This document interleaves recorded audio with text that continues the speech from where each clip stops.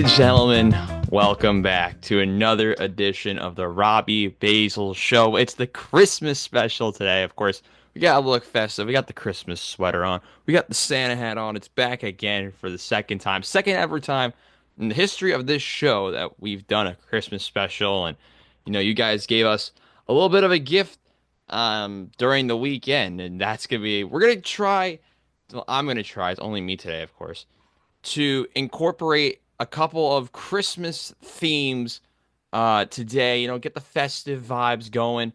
I know this episode's coming out early on Christmas Eve, so Merry Christmas, Happy Holidays to everyone enjoying it. Happy New Year as well, because this will be the last Robbie Basel Show video of the year. So we'll do a quick thing about that now. Um, the show itself, and I'll talk about this now. I've now done this show on this channel and my original channel for over a year and a half now, which it's crazy to think about. This show started out as a project to see what I can really do as a solo podcast host, and it's grown to have so many different viewers, and now it's one of the staples of Give 'em Five right now, with all the new shows coming very soon. And we are the only show right now that has been consistently uploading. And while some of the other shows may be a little more high quality, I would say, I try to bring as much content onto this channel as I can. And I hope in the coming months and hopefully coming years and so on, uh, my not just me, but the rest of Given Five continue to bring some high quality content and enjoyable content for you guys. So thank you so much to the viewers of my show, to the other shows, and shout out to everyone who viewed the streams of the college football playoff last week. I know there was no Footy Fridays episode to promote it. Something very last second came up, but if for those who weren't aware, myself and six of the other guys and Give 'em Five, I believe it was six. It was myself, Ben Gans, Ethan Bonner, Owen Heffron, Dylan Shalom, Chase Creedy. I think that's everyone. Yes. We all did broadcasting for the four first round college football playoff games. And you guys, the viewers, absolutely nailed it. You gave us an early Christmas present. 25,000 views over the four streams. I know the last stream didn't do well, but to be fair, that game was terrible to begin with. You guys nailed it with Owen and Ethan's stream. 15K views. That's a lot of views for one stream. Almost 4K for the other two, which is kind of what we were expecting to begin with. But you guys absolutely smashed it. And hopefully, when we continue to do streams, I don't know if we'll do another stream during this calendar year yet. Stay tuned for Footy Fridays on Friday to find that one out. But we cannot thank you guys enough for the support of the first round of the college football playoff, and hopefully you guys continue to support us by also hitting that subscribe button. We are so close to now hitting 100 subscribers. We're up to about, I believe, 96 or 97, because we gained over 20 subs as well from those four streams. So shout out to everyone again who viewed the streams, hit that subscribe button, liked the streams.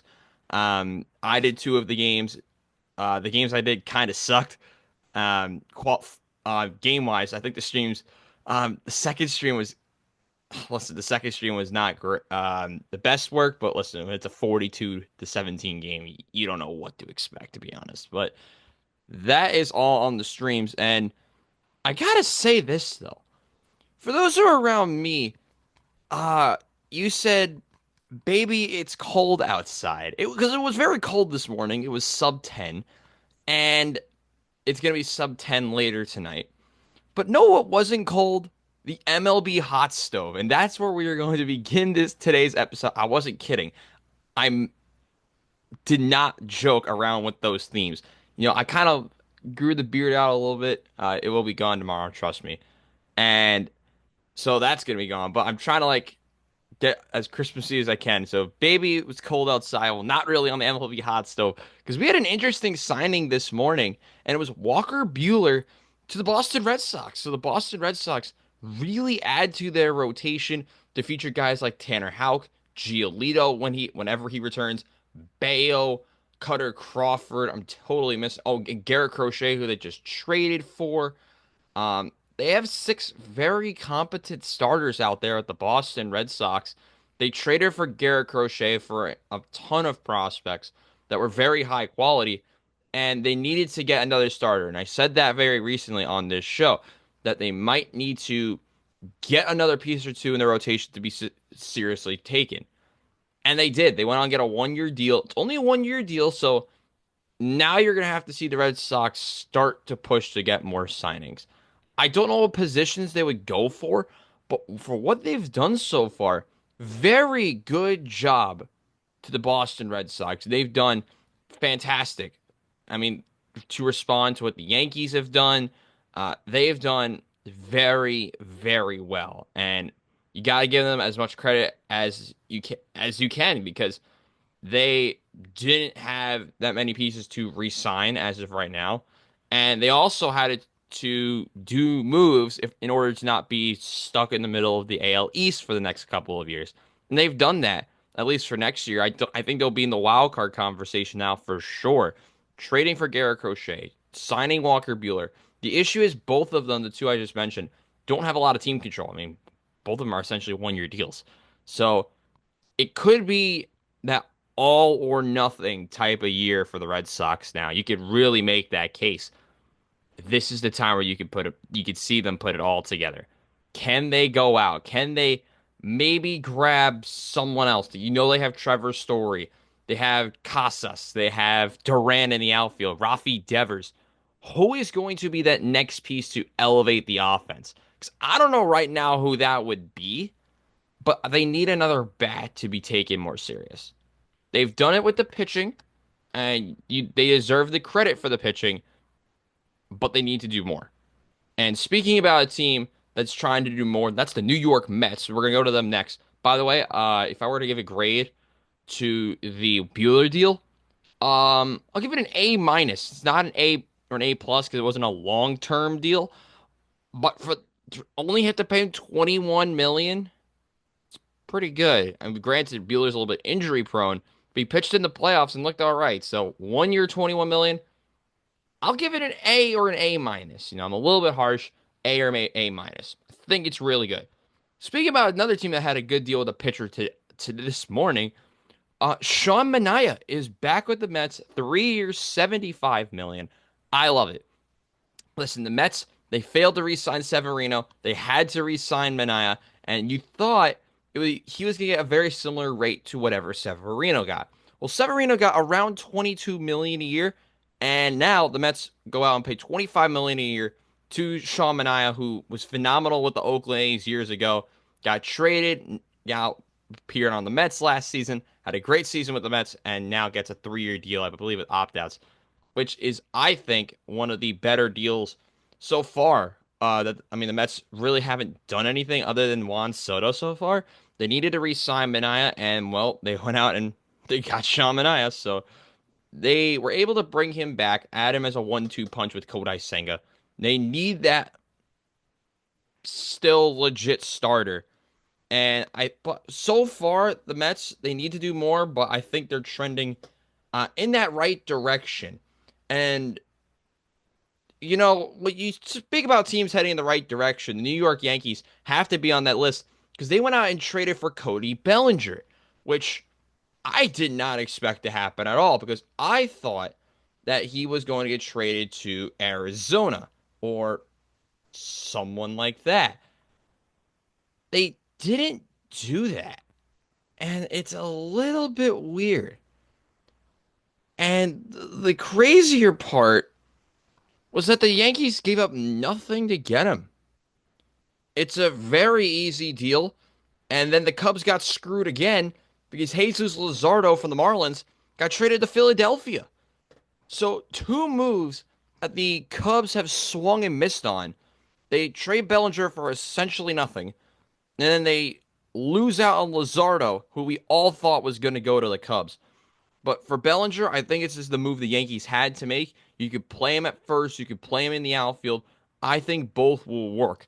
And this is a type of player, another great left-handed bat that the Yankees kind of needed. And like I said, they didn't give up a lot for him. So Yankees, phenomenal work. They did it right, and they got Cody Bellinger. I didn't expect him to go to the Yankees. I thought he was going to stay with Chicago, but they traded him to the Yankees for basically nothing. Now, as for Luzardo, this I expected to happen. I expected him to get dealt, but the Philadelphia Phillies. You forget that they're a very good squad as well, and they needed a left-handed starter to pair with Ranger Suarez. They have Aaron Noel, they have Zach Wheeler. They needed another left-handed starter to really help elevate the squad. And they get a younger guy with Jesus Luzardo in exchange, along with Paul McIntosh, for Starlin Caba and Amaron Boyd. I think Amaron Boyd. I suck with the names.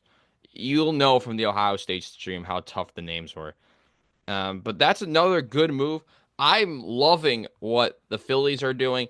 I think they need to add something else, probably in the bullpen, to really consider themselves World Series contenders again.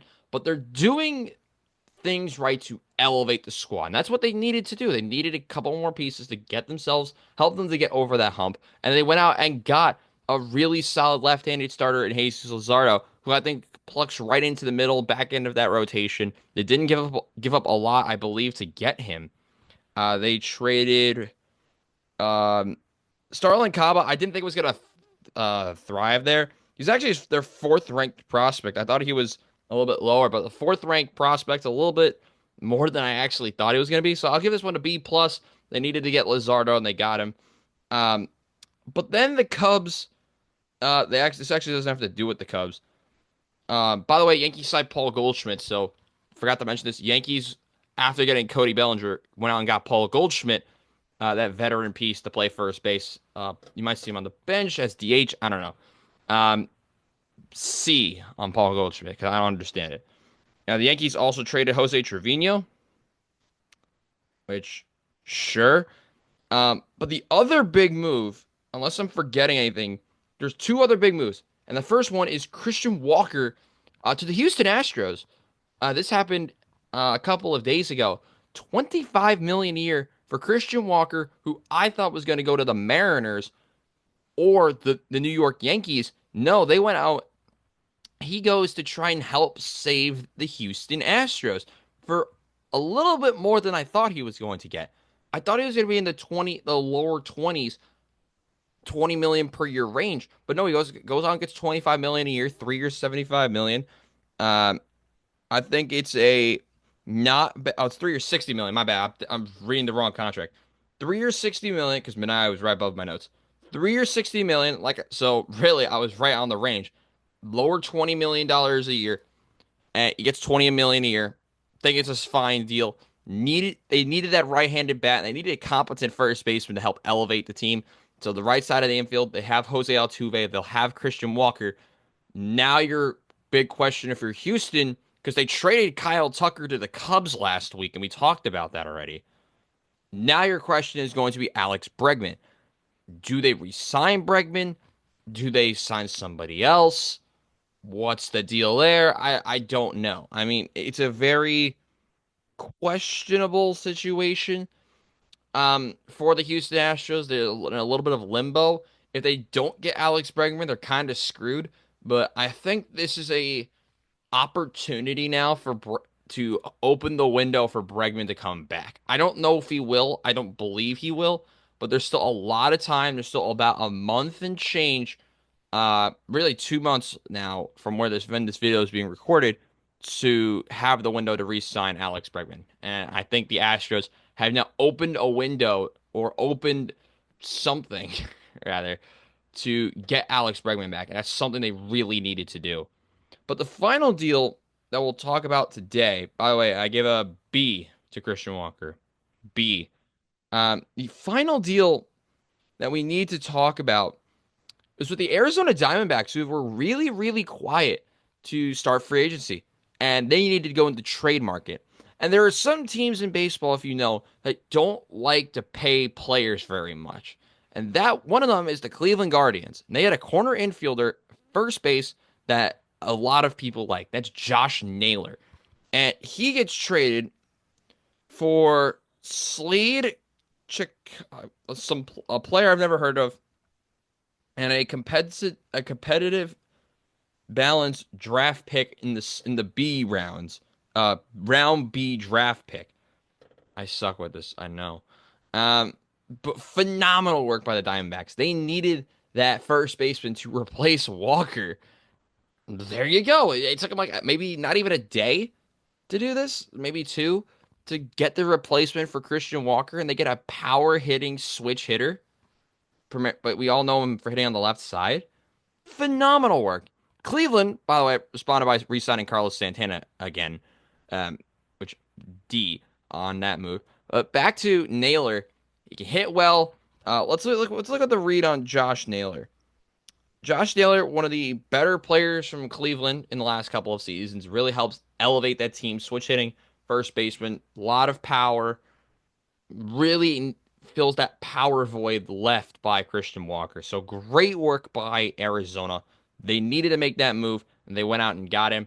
A couple of small moves that I want to briefly mention. Nate Lowe, I feel terrible for him.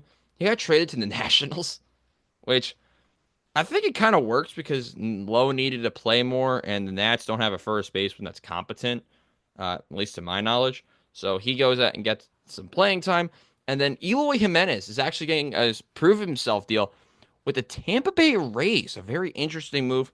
Uh, the Eloy is going to the Rays on a minor league deal.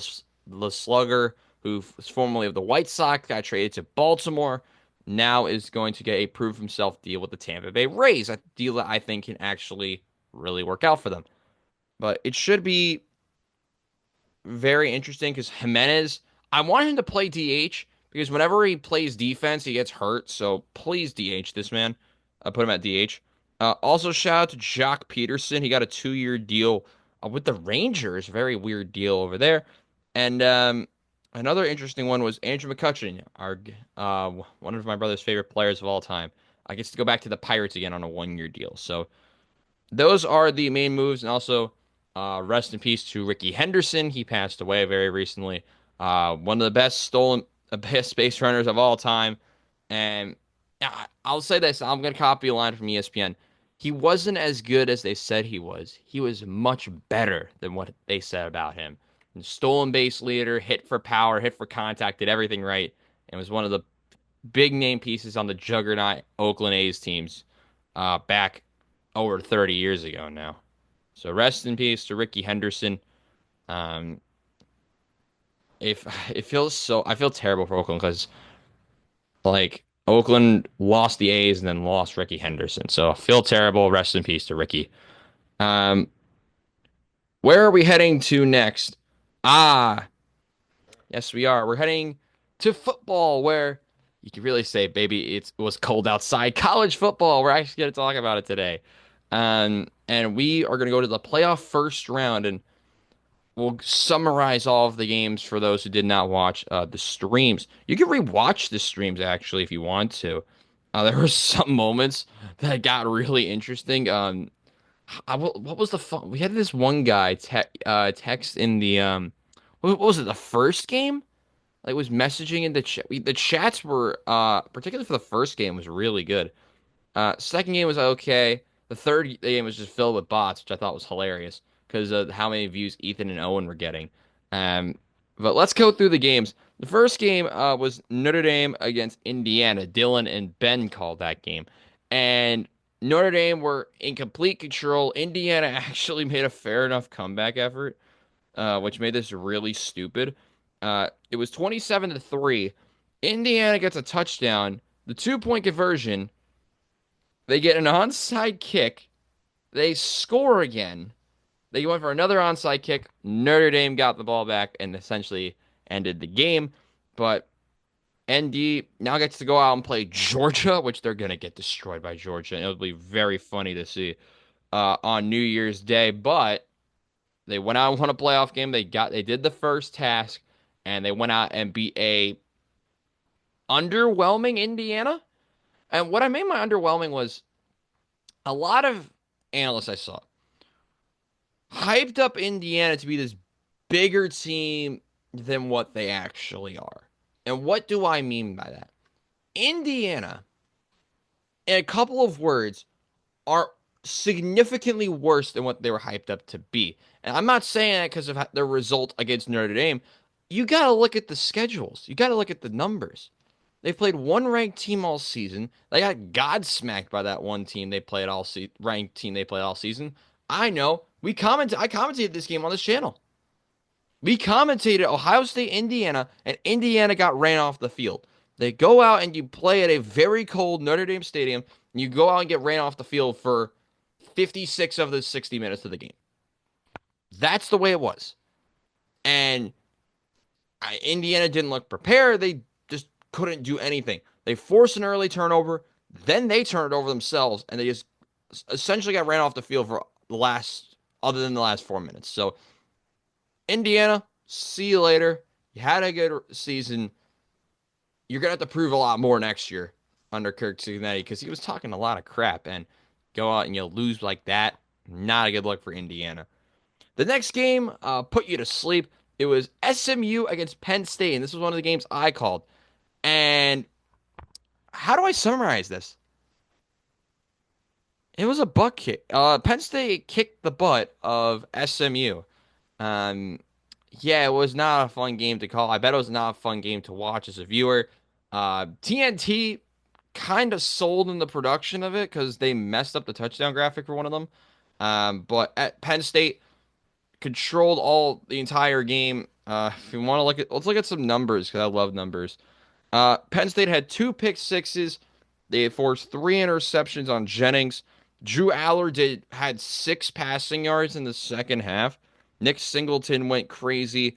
Katron Allen, who I'm a big fan of now, he had a fantastic game himself.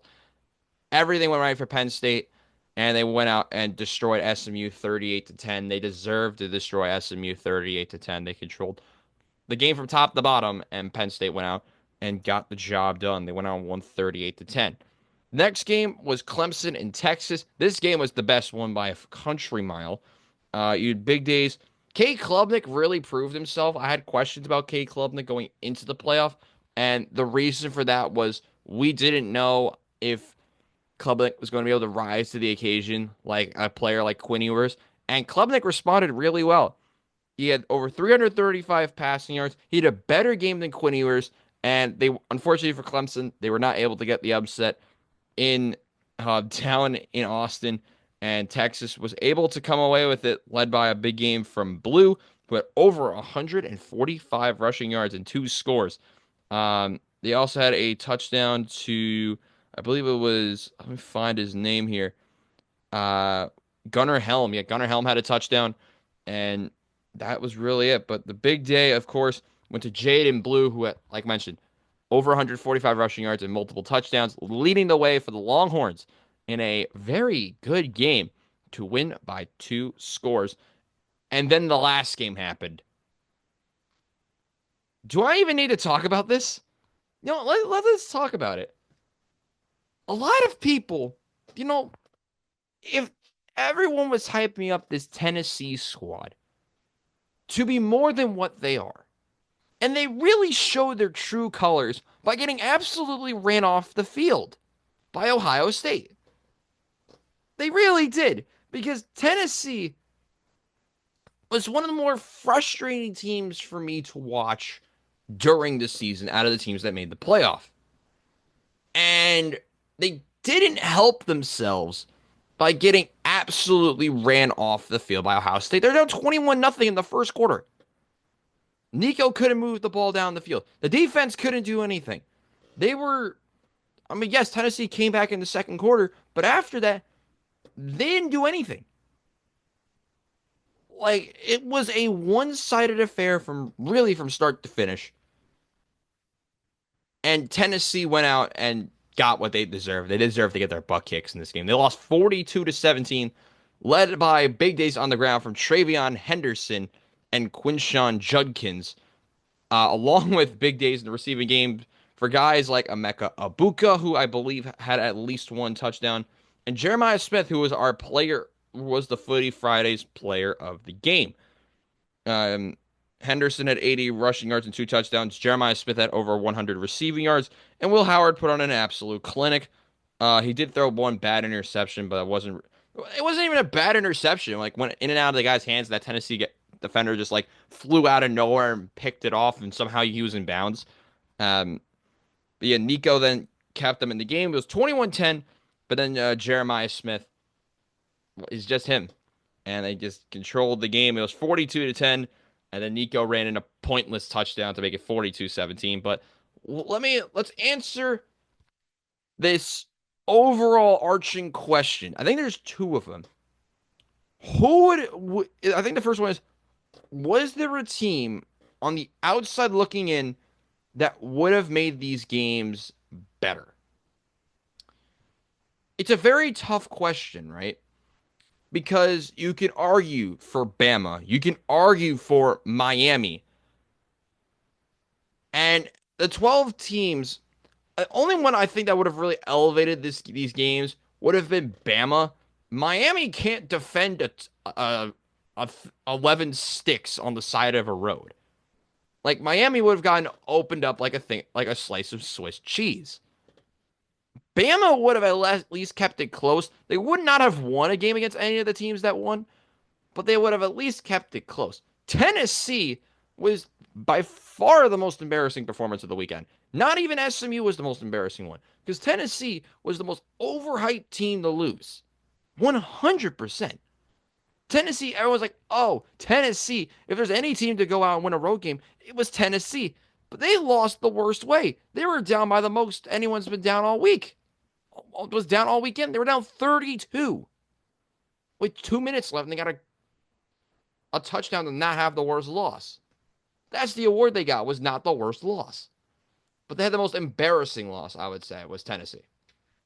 Overhyped to then get their butts kicked by Will Howard and Ohio State.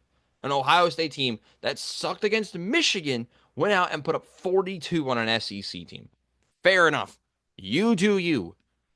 But yeah, I think Bama would have been the only one to make a difference, but I don't think they would have not have beaten any of the teams that won.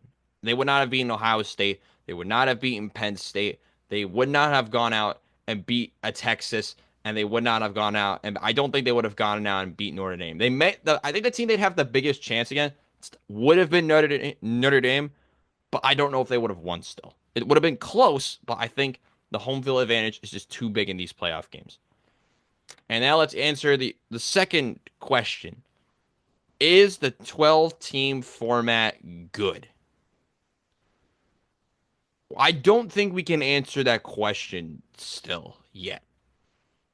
For the first year, it looks like a failure. But I don't believe this question deserves to be answered yet. And you're probably asking yourselves, Robbie, what do you mean by that? I think we need to wait 2 or 3 years to honestly answer this question. This year, it didn't work. We got to the seeds 1 to 8 all made the quarterfinals. I don't know if 12 is right, but I think 12 teams deserves another shot. Because if there were more competitive, non-fraudulent teams in the playoff, your Indianas, for example, Tennessee, I think the playoff would have been much more enjoyable as the 12-team playoff. I do think the perfect number is 8 because you can do your New Year's 6 all as the playoff games and there's no home field advantage to anyone. I think that would be the perfect way to do it in a perfect world. But right now, I think the 12-team playoff deserves another chance, even if the games are terrible. Because 1 year isn't an experiment.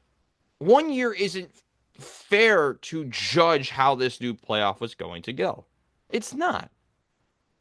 I think 2 more years, like after the third year, like if it sucks, change it. But right now, I think for college football, I don't know if immediately switching is the right answer. Because that's not how you get a good amount of test. That's not how you complete a science exam. Think about it as like a science test. You don't do one go of it and say like, oh, you're finished. You don't do one attempt and be done. You need multiple attempts and multiple samples in order to complete an experiment. I think we need to see that here. multiple runs at this new college football playoff format in order to get the right answer. Because right now, I don't think there is a right answer, yes or no. This playoff should be changed. Making it bigger will not help. I think making it 8 teams is the correct solution in a perfect world, but I don't truly think there should be an answer at this point. I don't think we will see an answer for a couple of years. But was it a success? Was it a failure? Kinda. 3 of the 4 games were trash. But in the end, I mean, the committee. I don't think everyone's saying, "Oh, the committee got it wrong by not having Bama in." I don't think you could say that answer either, because once again, 12-team format. I don't know if you could say this team deserves to be in over this team. I don't think we can make that argument. So let's look at the bowl games, the rest of the playoff. And let's pick the remaining games. Um, First off, I actually got all 4 of these games right from last week. We get Texas and Arizona State to open up New Year's Day. This is the biggest blowout, I think, will be Texas. I think they're gonna walk all over Scatterbo and Arizona State. Give me the Longhorns. I have Oregon beating Ohio State again. It's gonna be a pretty much a home game. It's the Rose Bowl, which is my favorite bowl game personally. I think that game could go either way, but I would take Oregon over Ohio State. I think the Ducks are just a better team. Dylan Gabriel, of course, was top 4 in the Heisman. I think he'll be able to control that game. Give me the Ducks. This is where it gets interesting. Penn State against Boise. I don't think Penn State can stop the run, but I don't think Boise State's defense can stop Penn State's offense. This is going to be the highest scoring game, I believe. And I think this one will be really interesting. I'm going to go against the Mountain West here, and I'm going to pick Penn State to win the Fiesta Bowl. It's going to be, this is the definition of a neutral site because you're coming from either Boise, Idaho at a small school, or you're coming from the middle of nowhere in Pennsylvania. So, but it'll be a neutral site game. I'm going to enjoy it. I'm going to pick on New Year's Eve, Penn State to end the year as the first team to make it to the college football playoff for 2025. Give me the Nittany Lions. And then Georgia, I think they're going to walk over Notre Dame. I think Georgia has arguably the easiest game other than Penn State. Like I said, question Penn State's defense a little bit, but they've really proved themselves against SMU. I don't know if they'll be able to stop Ashton Genty. What I do know is that Georgia can stop Notre Dame's attack. The question is Georgia's quarterback play. I think this is a low scoring affair. I'm going to take Georgia by 14 points. I think the Bulldogs have one of the best squads on paper. Defensively, they're going to lock down Notre Dame. The question will be, can Georgia outscore them? Because I don't know if Carson Beck is playing or not. So give me Georgia. They'd face Penn State in this prediction. And I have Oregon against Texas in the semifinals. And we'll talk about those semifinals when it's semifinals time because we got so much more, a couple more items to talk about in this video. We talked about the CFP. We talked about MLB free agency. But let's go quickly into the NFL season. Who may have just helped and saved or ruined their season from Sunday? Big shout out to a couple of teams.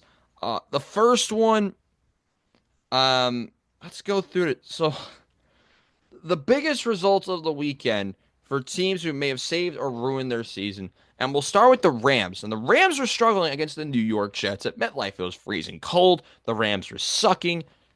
Pause. Matt Stafford wasn't good.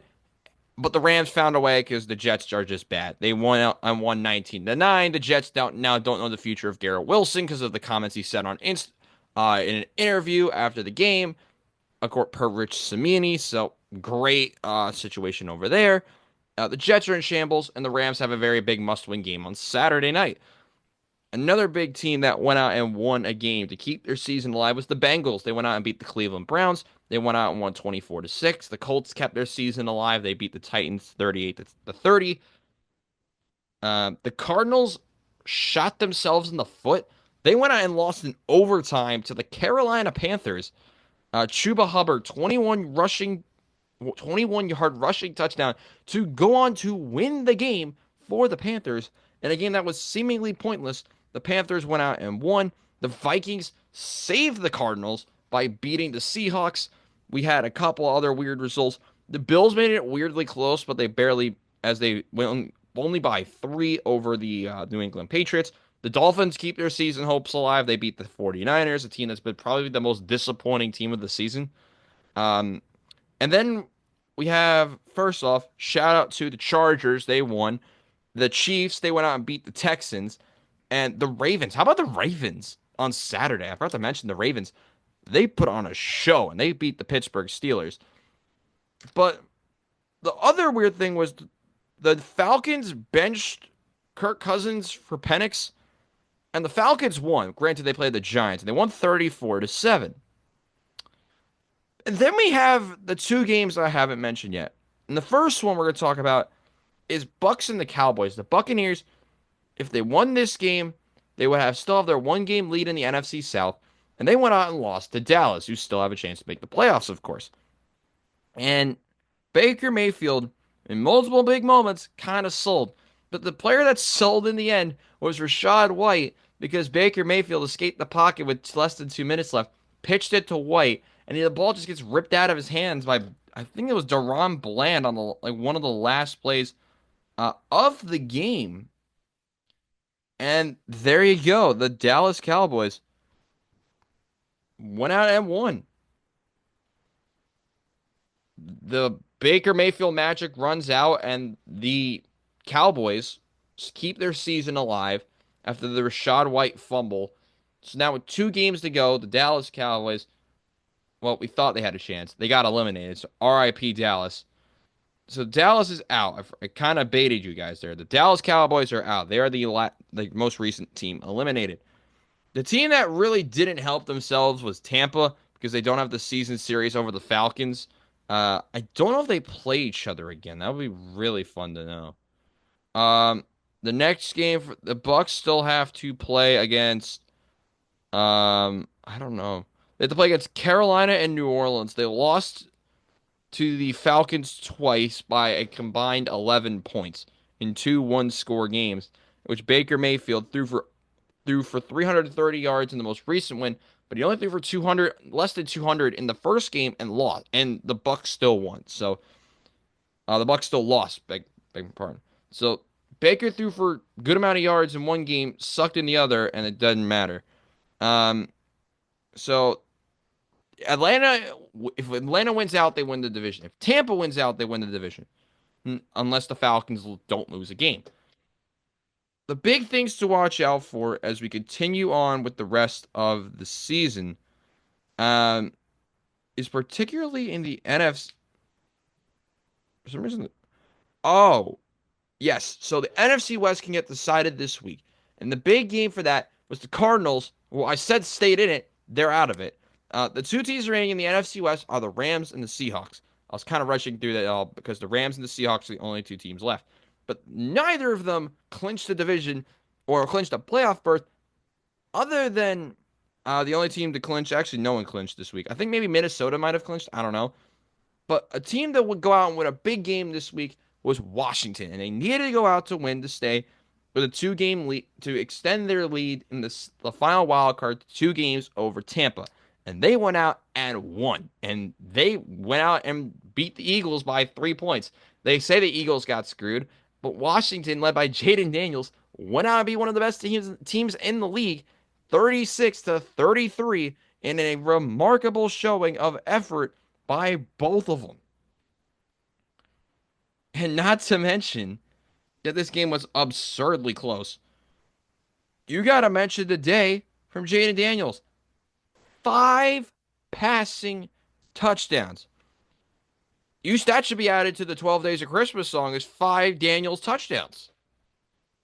He rushes for 300, almost 350 total yards, threw for 5 touchdowns. Yes, he had 2 interceptions that were kind of awful, but the thing they were able to capitalize on was Jalen Hurts getting injured and Jamison Crowder turning back the clock and getting 2 touchdowns, including one with 6 seconds left to win it for Washington.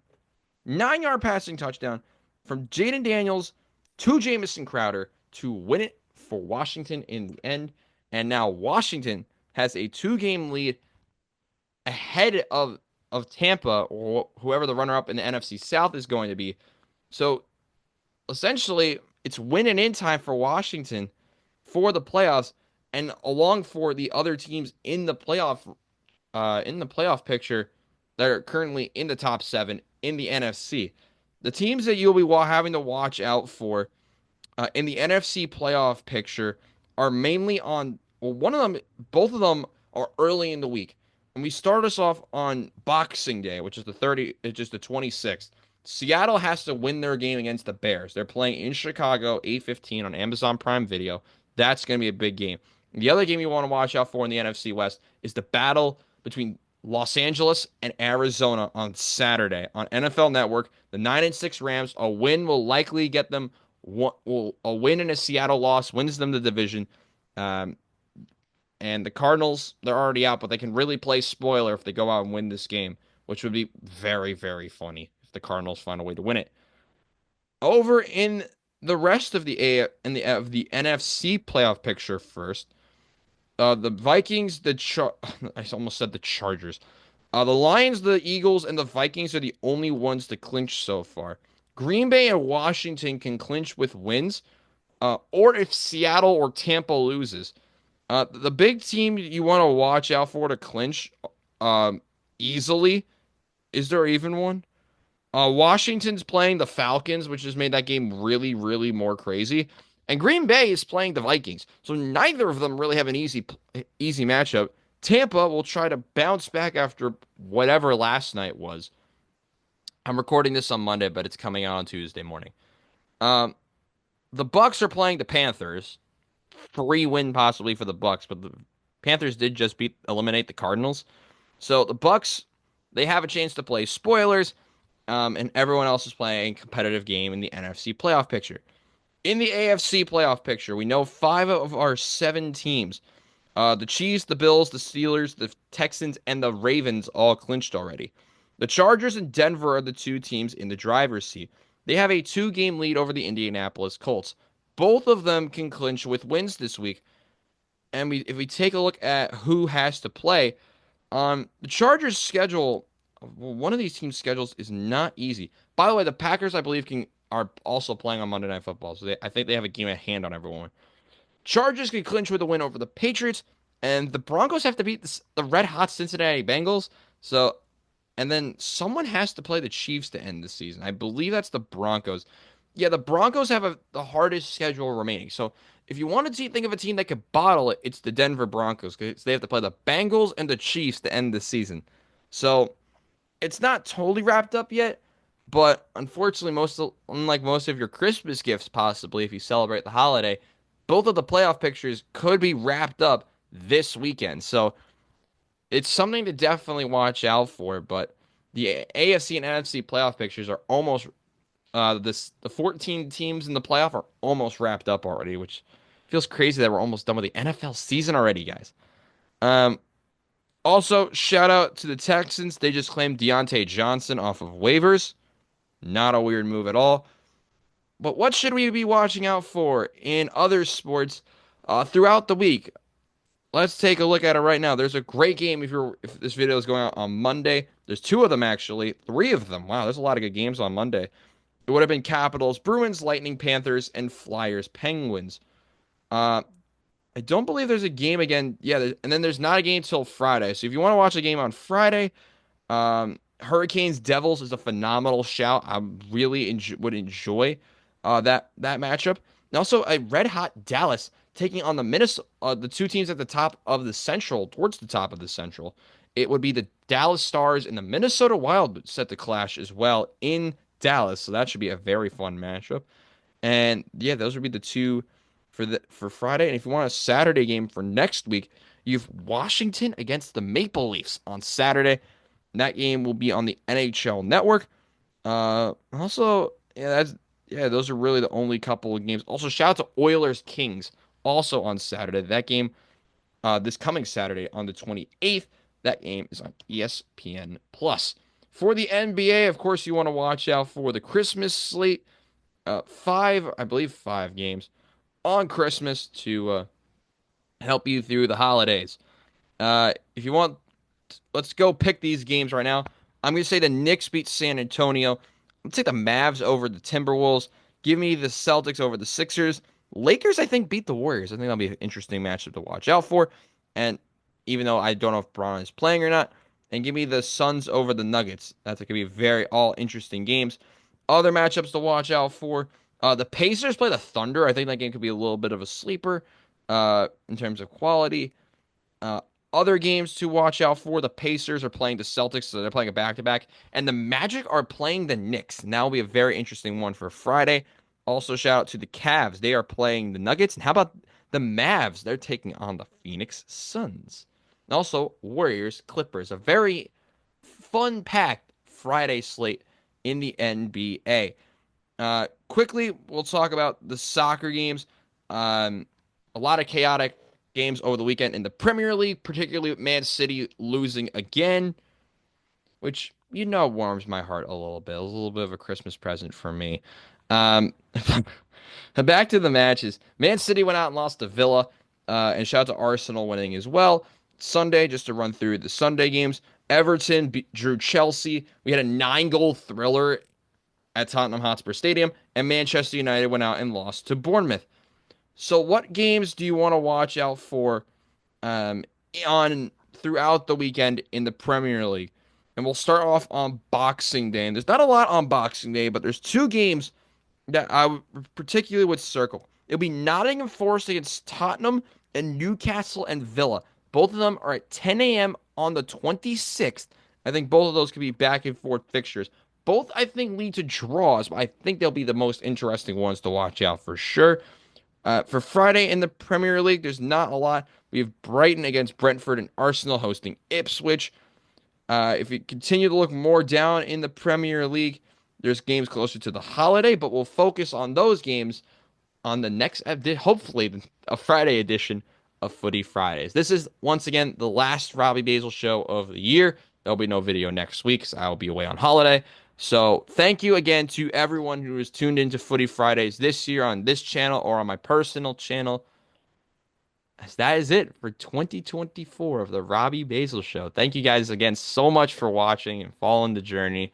Make sure to hit the like button and subscribe to the channel.